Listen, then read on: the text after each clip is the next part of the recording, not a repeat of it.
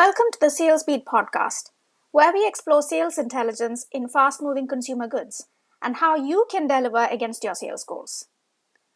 I am Veena Giridhar, and I'm the CEO and co-founder of Salesbeat, an AI-driven platform eliminating lost sales in fast-moving consumer goods sector due to understocking and overstocking.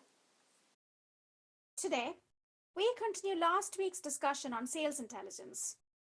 Last week, I said that sales intelligence in the fast-moving consumer goods sector should provide predictive recommendations of which customers to sell to, what SKUs to sell each of them, and how much of each SKU to sell them on a regular basis.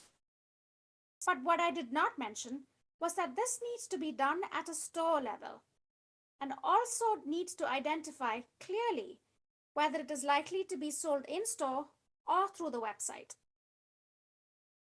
So why is this?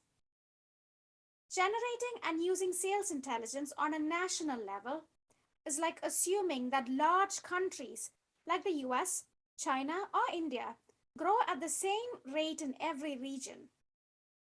But this is simply not the case, as the demographic and socio-economic makeup of the population could be very different in the different regions of each of these countries. Demographics and the socio-economic factors of the population in each province or state dictates growth in this example. Similarly, the socio-economic and demographic makeup of the population around each of these stores dictates sales of each SKU at these stores. So dividing a national level volume recommendation by the number of stores or making a guesstimate may result in out of stocks and overstocking at the different stores.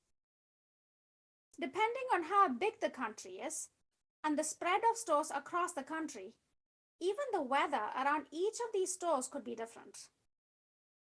Weather impacts not just what and how much people buy of each SKU or product, but also how they buy it. Instead of walking to the nearest grocery store, consumers may instead prefer to have their groceries delivered. They may even drive to the closest hypermarket to stock up, so they make fewer shopping trips in anticipation of rainy or cold weather. From a retail perspective, this impacts not just stock levels in stores and warehouses, but also if they have enough delivery vans, drivers, and slots to meet demand.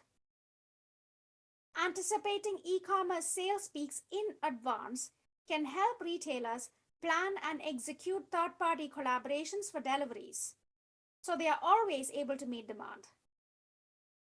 So when you or the data science team go through sales data to make predictions, make sure you know not just how much to sell or stock, but also how consumers are likely to buy from each store.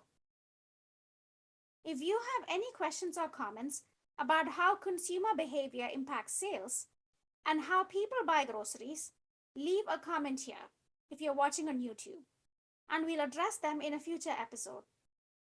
If you are listening to this on Apple or Spotify, email me on veena@salesbeat.co with any questions. Thank you for listening.